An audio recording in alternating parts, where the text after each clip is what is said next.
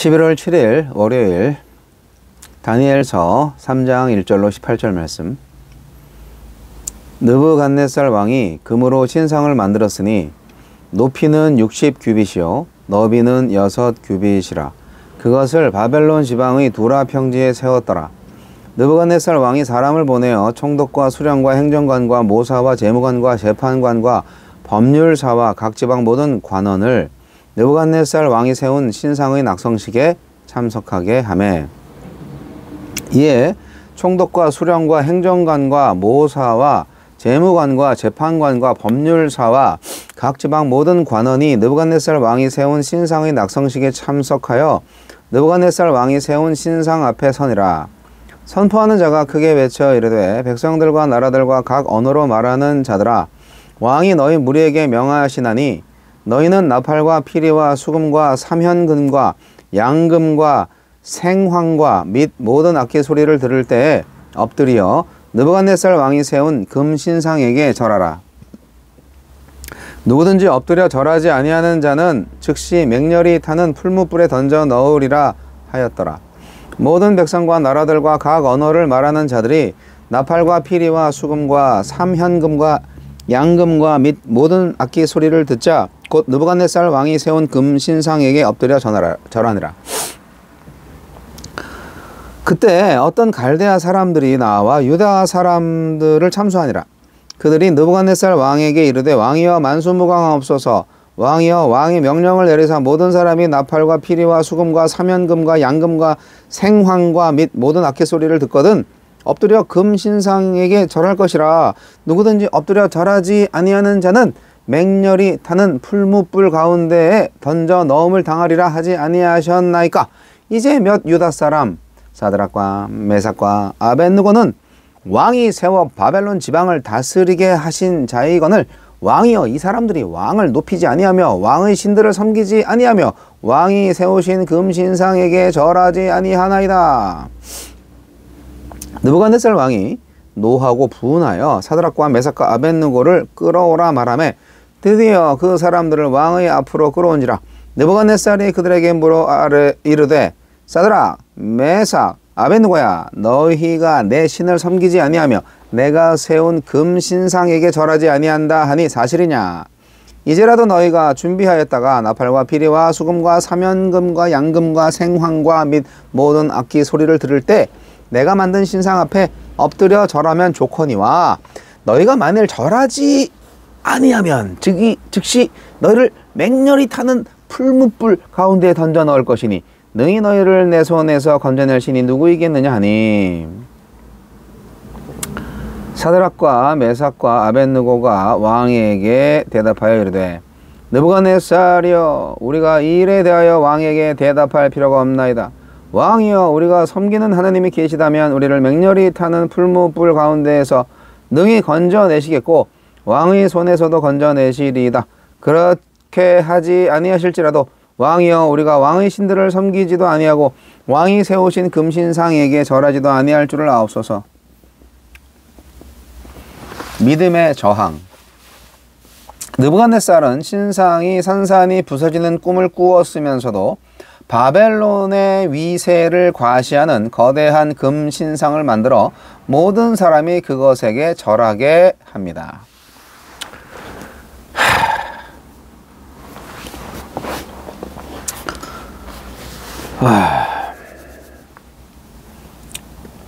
바벨론처럼 하나님 나라와 대척점에 서 있는 세상 나라는 하나님의 통치를 인정하지 않습니다.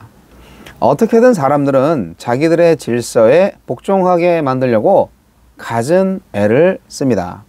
느부갓네살을 보십시오. 바벨론을 비롯한 모든 나라가 망한다는 하나님의 계시를 전해 들었으면서도 인정하지 않았습니다.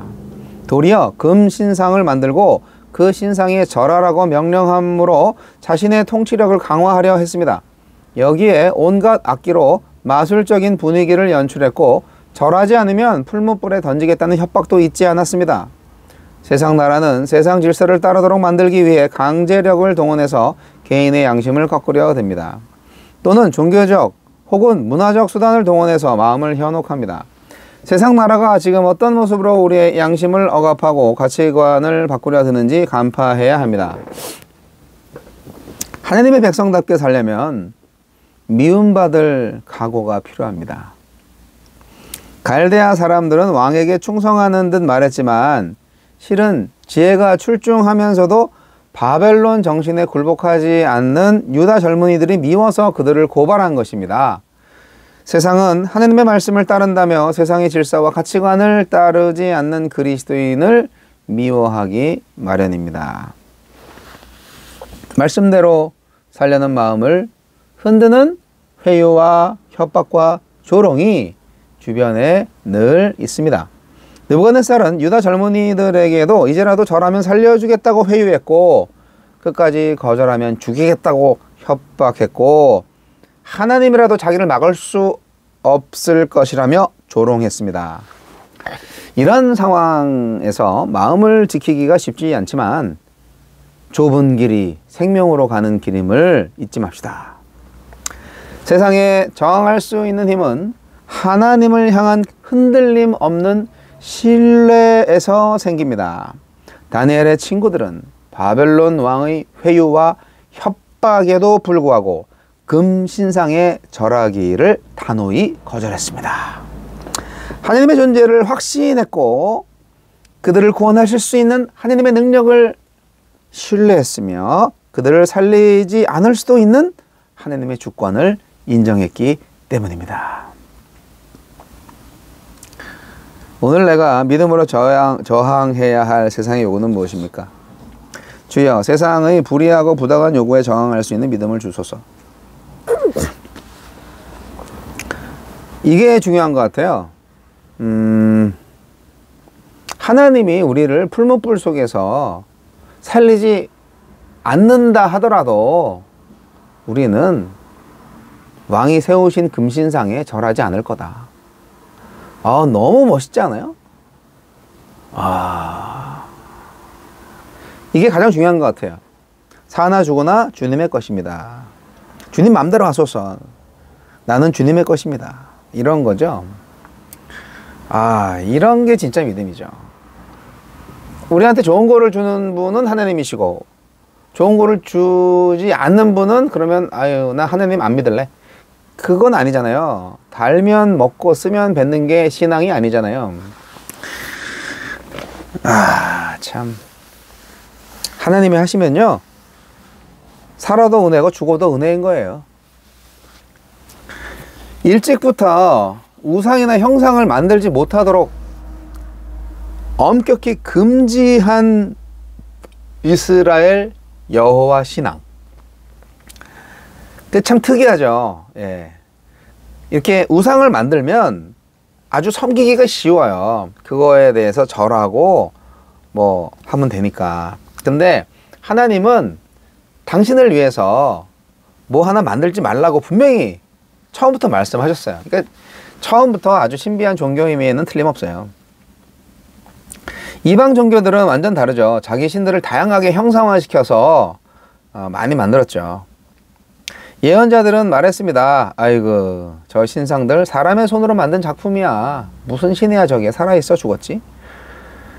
하지만 우상을 숭배하는 사람들은 이 신상에 대한 태도가 완전 다르죠.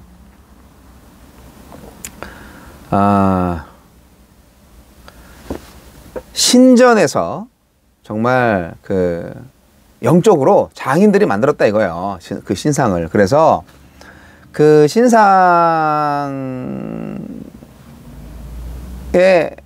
절을 하거나 뭐 여러 가지 제의적인 그런 거를 하면은 그 장인들 역시 그런 그 마음으로 그 신상을 만들었기 때문에 완전히 제의적 의식을 통해서 초자연적인 능력을 전달하는 활동체가 된다. 뭐 이런 그런 그 막연한 믿음이 있어요. 주술적이고요. 되게 뭐 샤머니즘이죠 이게. 어떻게 뭐 우상 그 조각품에 무슨 힘이 있어요. 아무것도 아니지. 참 하지만 고대인들에게는 신의 형상이 그랬어요. 단순한 상징이 아니고 그야말로 신성이 깃든 신의 표현된 모습이었어요. 그래서 신상을 만들어 놓으면은 거기에 절하면 그게 신앙인 거죠. 우리나라도 마찬가지고 뭐 우리나라 불상이 있죠. 불상. 불교에도 이렇게 그런 게 좀 있죠. 그런 거 보면은 불교가 아무래도 이제 우상 숭배에 가까운 종교인 것 같은데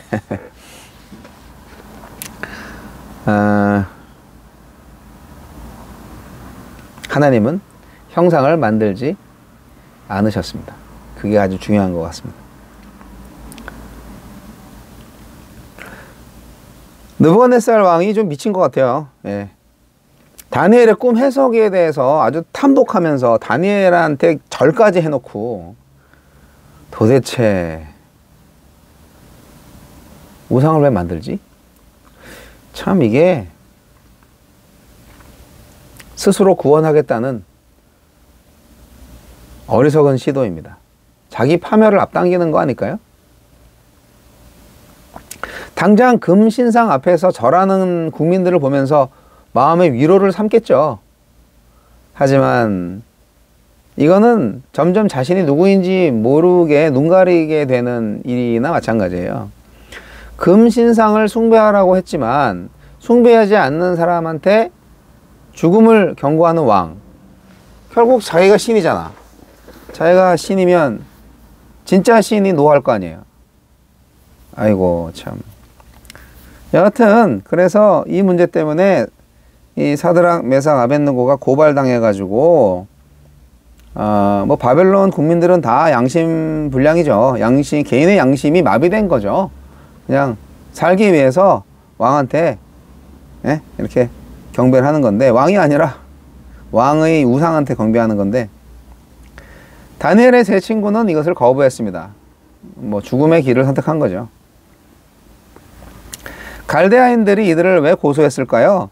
아마도 다니엘이 그 꿈 해몽 과정에서 자기들의 주도권을 빼앗긴 것 때문에 앙심을 품고 다니엘 쪽의 사람들을 고발한 것 같아요. 시기한 거죠. 이 사람들은 정말 시기 질투? 네. 그 자체가 그들한테 올무가 되지 않을까 생각해요. 왕은 세 친구들한테 기회를 줬지만 세 친구들은 회유를 거부합니다. 풀무불에 던져지더라도 절하지 않겠다. 살아계신 하나님이 자신을 구원하실 거다. 하지만 구원하시지 않아도 우리는 하나님을 믿는다. 저는 다니엘만 신앙이 좋은 줄 알았더니 다니엘의 세 친구들도 신앙이 아주 좋네요. 여러분, 고난의 자리 두려워하지 마십시오. 그 지방 관리들이었잖아요. 그 좋은 자리를 계속 유지하면서 정부 관리로 편안하게 살 수 있었는데 그들은 선택합니다. 고난의 길로. 고난과 죽음의 길로 나아가는 걸로 자신의 인생을 선택합니다. 이거는 왜 그러냐? 자신들의 육신적인 생명보다 살아계신 하나님을 더 신뢰했기 때문입니다. 죽음이 신앙의 진실성을 입증하는 최고의 시금석이지 않습니까? 순교하겠다 이거죠. 네. 죽어도 하나님을 믿는다. 오늘날 이런 신앙이 필요합니다.